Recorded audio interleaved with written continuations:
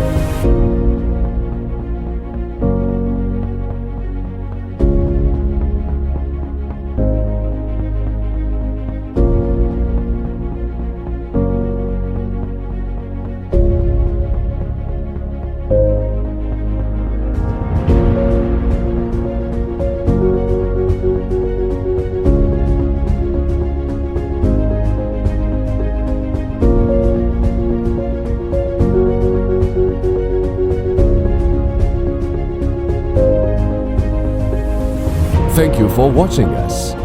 Don't forget to follow us to be updated for recent developments. You may continue to next tutorial video.